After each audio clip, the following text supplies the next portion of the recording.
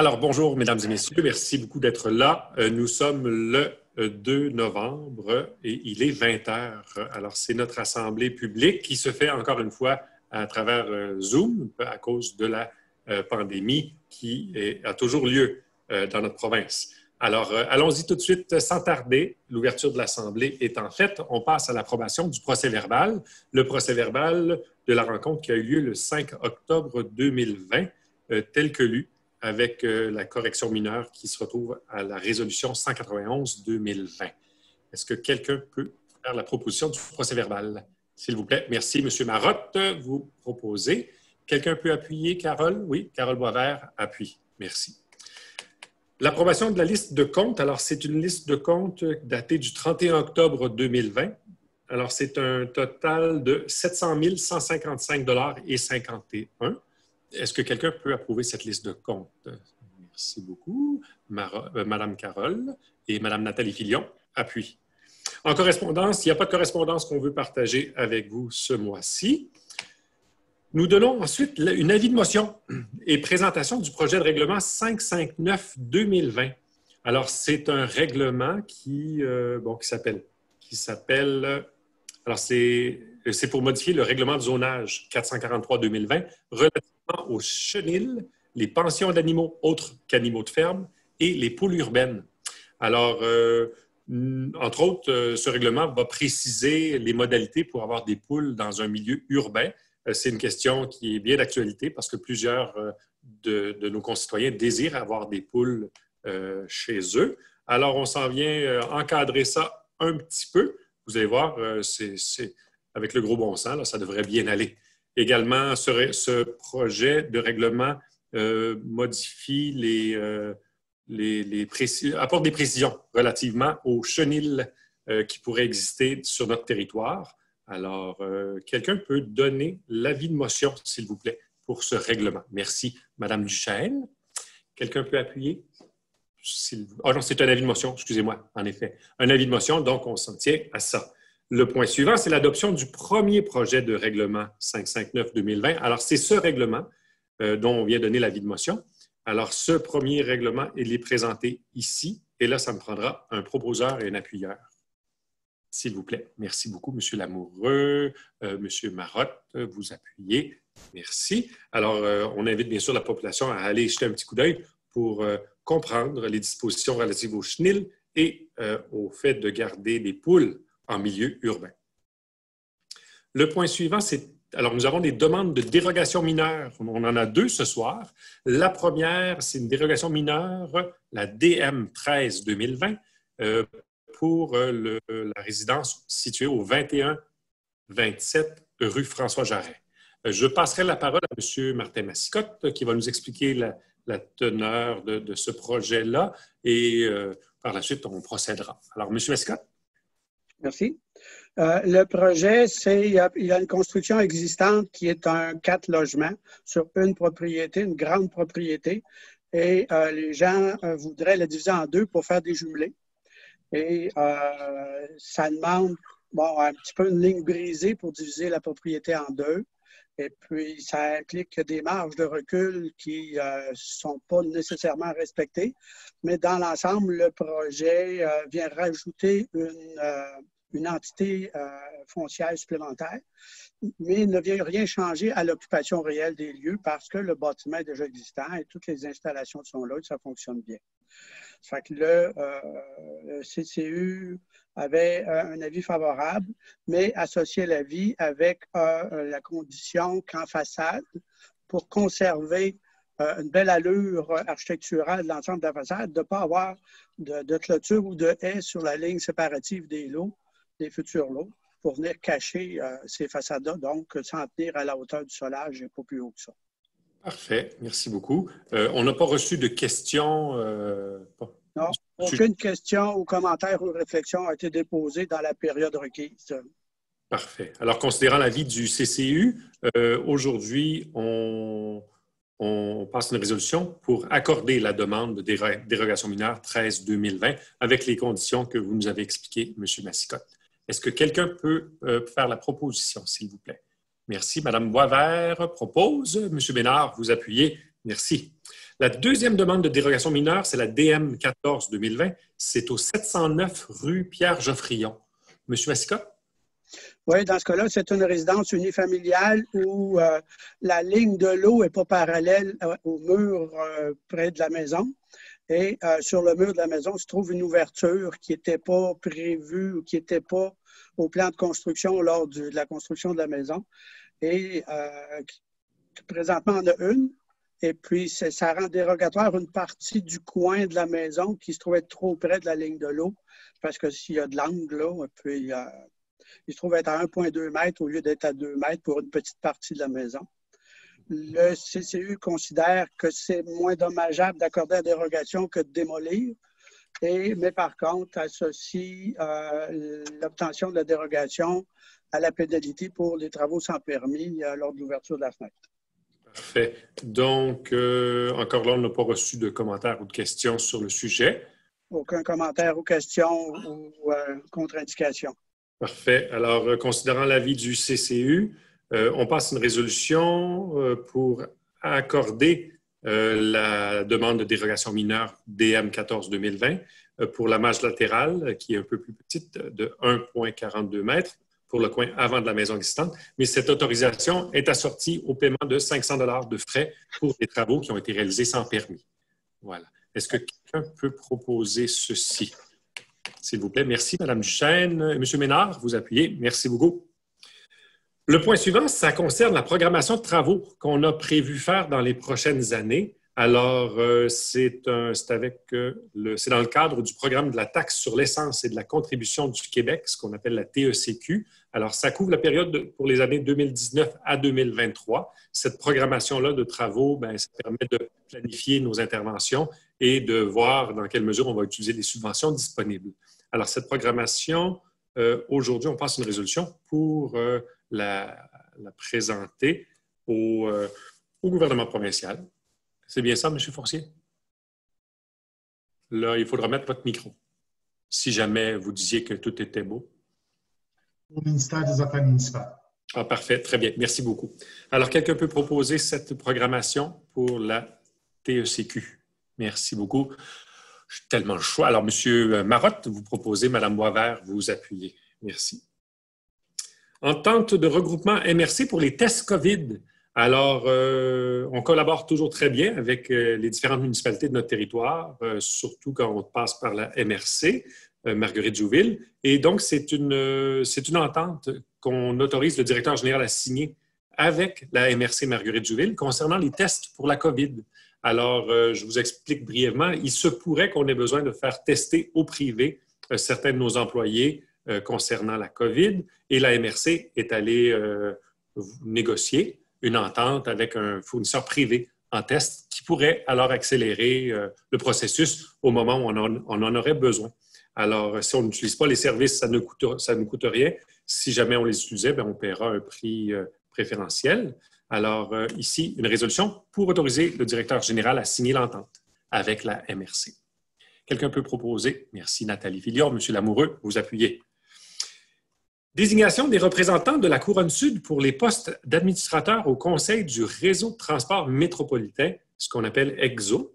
Alors, la Couronne-Sud est représentée par des membres de la table des préfets et des élus de la Couronne-Sud, la TPEC, et la TPEC a fait une résolution nommant les représentants pour la Couronne-Sud qui étaient pour siéger à la table du conseil d'administration du réseau de transport métropolitain. Et ce que l'on fait aujourd'hui, c'est une résolution qui confirme ou entérine la résolution qui a été prise par la TPEC. Alors, ça représente, ça confirme les 3 personnes suivantes au poste d'administrateur au conseil d'administration du réseau de transport métropolitain. Madame Suzanne Roy, qui est la mairesse de la ville de Sainte-Julie, Madame Diane Lavoie, la mairesse de la ville de Belleuil, et Monsieur Donald Serre, qui est maire de la ville de La Prairie. Alors, ces gens seront nos représentants. On fera parvenir une copie de la présente résolution au secrétariat d'EXO et à la table des préfets et élus de la Couronne-Sud. Est-ce que quelqu'un peut confirmer cette résolution? s'il vous plaît. Merci, M. Ménard. Mme Duchesne, vous appuyez. Demande d'accréditation du phare culturel de Verchères. Alors, ce n'est pas tous les jours qu'on a la chance de voir émerger un tel organisme, mais vous l'avez vu dans les dernières semaines, ils ont déjà réalisé un très, très beau projet sur les rives du fleuve Saint-Laurent dans le secteur des bancs voiles. Alors, considérant la demande de reconnaissance qui a été faite par l'organisme Le Phare culturel de Verchères et considérant que la municipalité a à cœur le développement de la culture ici, considérant la création d'événements culturels, que la création d'événements culturels est vue comme un élément très positif dans notre communauté. Alors, tous ces motifs nous amènent à reconnaître le Phare culturel de Verchères au niveau de la politique d'accréditation et de soutien aux organismes et regroupements du milieu. Alors, est-ce que quelqu'un peut faire la proposition, s'il vous plaît? Oui, merci. Alors, Mme Filion, Mme Duchesne, merci beaucoup. Excusez-moi. Programme de formation pompier 1 et pompier 2. Alors, lorsqu'on a des pompiers à former, il y a des coûts, bien sûr, qui sont encourus par ces formations. Il y a des subventions qu'on peut aller chercher si on passe par l'entremise de la MRC pour certaines formations. Alors, ici, c'est une résolution pour présenter une demande d'aide financière pour la formation de certains de nos pompiers dans le cadre du programme d'aide financière pour la formation des pompiers volontaires ou à temps partiel au ministère de la Sécurité publique et de transmettre cette demande à la MRC. Quelqu'un peut proposer, s'il vous plaît. Merci, M. Lamoureux. Appuyez de... M. Ménard, vous avez bougé? C'est bon? Parfait. Merci beaucoup, M. Ménard. Ensuite, approbation du budget 2021 de la Régie intermunicipale de police Richelieu-Saint-Laurent. Alors, comme vous le savez, on est desservi par une régie de police et cette régie de police, à chaque année, doit adopter son budget. Alors, nous avons reçu le budget pour l'exercice financier 2021. Une copie de ce budget a été transmise à la municipalité de Verchères et pour nous, ça représente une cote-part à payer de 964 873 $. Alors, voilà. Alors, aujourd'hui, c'est une résolution d'approuver le budget 2021 de la Régie intermunicipale de police Richelieu-Saint-Laurent, tel qu'adopté par son conseil d'administration le 28 octobre 2020. Quelqu'un peut proposer, s'il vous plaît? Merci, Mme Boisvert. Monsieur Marotte, appuie. Ce qui nous amène déjà à la période de questions. Alors, puisqu'il n'y a pas de public, on vous invite à nous envoyer vos questions dans les jours qui précèdent notre assemblée. Et nous avons reçu 3 questions ce mois-ci.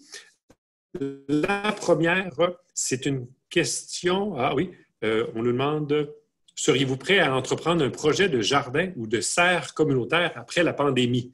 Alors, on a très hâte que la pandémie passe pour qu'on puisse enfin revenir à certaines activités communautaires. Vous vous souviendrez qu'on a eu donc un appel de projet participatif il y a quelque temps et un jardin communautaire avait été proposé à l'époque. La population s'est manifestée, on a pu voter pour les différents projets et le projet de jardin communautaire n'a pas été retenu, ce qui fait qu'on est passé à un autre projet. Si jamais il y avait des gens qui se levaient, qui se mobilisaient et qui désiraient poursuivre l'idée de créer un jardin communautaire, bien, on n'aurait pas besoin de partir de zéro puisqu'on a déjà un projet quand même intéressant. Mais le défi toujours, c'est d'avoir des citoyens qui vont se lever pour s'engager pour la réalisation d'un projet comme celui-là. Mais bien sûr, on reste ouvert. Alors, voilà, j'espère que ça répond à la question. Oui, on est ouvert, mais il faut voir dans quelle mesure c'est porté par une partie de notre population. Ensemble, on peut faire de très grandes choses. Si on compte seulement sur les employés municipaux, on est peu nombreux, ce qui fait qu'on a besoin de vous pour réaliser de très choses. La deuxième question qu'on avait, c'était une question très intéressante concernant les bacs bruns. Alors, les bacs bruns, on nous demandait est-ce qu'il serait possible que Verchères profite d'un service de lavage des bacs bruns gratuit. Alors, on s'est déjà posé la question. Je vous rappelle que tout ce qui est déchets résiduels et les bacs, c'est des questions qui sont traitées à la MRC. On avait regardé le service de nettoyage de nos bacs à tous et chacun et ça encourait des frais quand même relativement importants pour tout le monde. Et dans un milieu comme le nôtre, où on a tous accès pas mal à une hose et à ce qu'il faut pour nettoyer nos bacs, on a décidé de ne pas aller de l'avant avec un service comme celui-là qui rajouterait aux frais pour l'ensemble de la population. Donc, c'est une très bonne question. On n'est pas allé dans ce sens-là, mais si jamais il y avait une demande de la population et que la population de Verchères était prête à se payer un tel service, on pourrait regarder ça de plus près. Mais pour le moment, on n'a pas prévu l'usage d'un service de lavage privé pour l'ensemble de nos bacs bruns.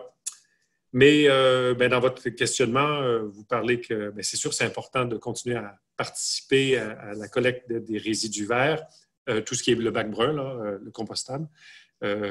Pour l'environnement, pour l'économie aussi qu'on fait en n'enfouissant pas nos autres déchets, parce que tout ça, ça a des coûts. Alors, continuons de faire notre possible dans ce sens-là. Et finalement, la dernière question, c'est une question qui nous vient de quelqu'un qui habite dans le vieux village principalement, où les rues sont assez étroites et les résidences sont très près de la rue. Et on nous demande, est-ce qu'il est pensable que l'on mette des X sur le pavé devant les entrées privées pour ne pas que les gens s'y stationnent? Alors, il y a quelques années, on avait expérimenté avec le fait de mettre des X devant les propriétés, mais malheureusement, on a constaté que si on faisait ça, on continue de faire cette pratique-là, ça réduirait de beaucoup les espaces disponibles. Et depuis quelques années, on cherche à s'éloigner de mettre des X un peu partout. Alors, on ne va pas dans ce sens-là.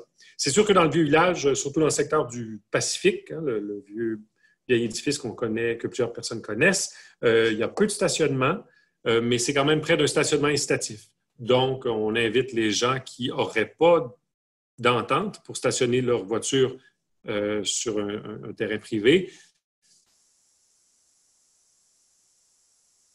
à décider leur voiture dans le stationnement incitatif.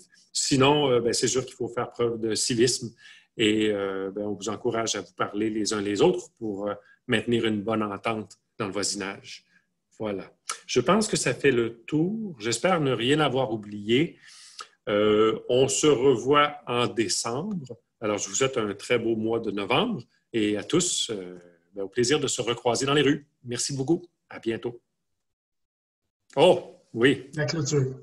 Merci. La clôture de l'Assemblée. Est-ce que quelqu'un pourrait proposer la fermeture de notre Assemblée pour ce soir? Merci pour eux. Madame Boisvert, vous appuyez. Alors là, j'oublie rien. Alors à tous, bon mois de novembre. Au revoir.